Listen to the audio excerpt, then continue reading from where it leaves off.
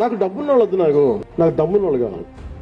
Leadership ఎలా ఉంటుందంటే ఊరి కోసం, నా నేల కోసం ఒక్కళ్ళు కనుక అడుగేస్తే, వాళ్ళు ఊరి నుంచి అడుగేస్తే, అతను పవన్ కళ్యాణ్ అనే వ్యక్తి దగ్గరికి వస్తే అది వెళ్ళి ఆ రోజు నా పక్కన యాదృచ్ఛికంగా కావచ్చు, యాక్సిడెంట్లు కావచ్చు, వి హనుమంతరావు గారు ఉన్నారు కాంగ్రెస్. అప్పుడు కాంగ్రెస్ పవర్లో లేదు, టీఆర్ఎస్ పవర్లో, కేసీఆర్ గారు సీఎం. మన శివ మాట్లాడుతూ ఉంటే హనుమంతరావు గారు కూడా వింటా ఉన్నారు.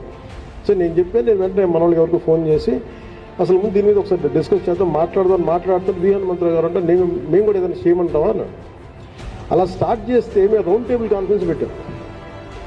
దానికి అప్పుడు ఇంకా పార్టీ హెడ్ కూడా అవ్వలేదు, రేవంత్ రెడ్డి గారు, కాంగ్రెస్ నాయకులు గారు ఉన్నారు, ఆయన వచ్చినారు. అందరూ కలిసి, అన్ని పార్టీలు కలిసినాయి.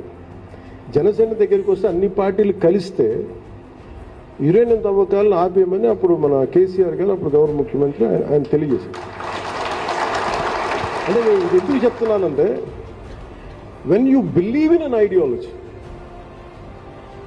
ఒక్క శివ అనే ఒక కుర్రాడు వెళ్ళి కదిలిస్తే ఎన్ని పార్టీలు కదిలిని ముఖ్యమంత్రి స్థాయి దాకా వెళ్ళింది. అది శక్తి, అది తెలంగాణ శక్తి.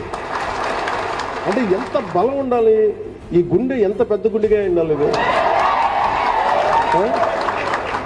ఈ బుర్ర ఎంత బలమైన బుర్ర ఉండాలి.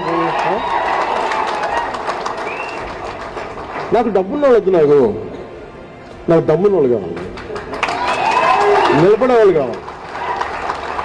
వీళ్ళు కదా లేకపోతే మీరందరూ ఉన్నారు కదా, మీరు ఇలా ఆలోచించండి. నేల ఎందుకు కదలదు, శక్తి ఎందుకు రాదో, మార్పు ఎందుకు రాదో చూపిద్దాం. ఇది జనసేన. నేను చెప్తాను, మీరు ఊహించగలరు, నేను పట్టుకుంటాను. అది నాకు కనిపిస్తాడు మనిషి, ఎందుకంటే నేను అలాంటి కాబట్టి నేను పట్టుకుంటాను, నా అలాంటి పట్టుకుంటాను. శివ ఒక్కడొచ్చి ఇంతమంది కదిలిస్తే, ఇలాంటి శివ ఊరికొకటి తయారైతే దేశం బాగుపడదు. ఇది నేను ఎన్ని ఉదాహరణలు చెప్తాను. ఎగ్జాంపుల్ అంటే నాకు ఎంత ఇన్స్పిరేషన్ అంటే Shiva it's a true story, success story. ఇప్పుడు నన్ను ఎవరైనా సినిమా హీరోగా మనం చప్పట్లు కొట్టేస్తాం, పవన్ కళ్యాణ్ చూడగానే చప్పట్లు కొడితే ఏలేస్తాం కాదు. నిజమైన హీరోలు వీళ్ళు.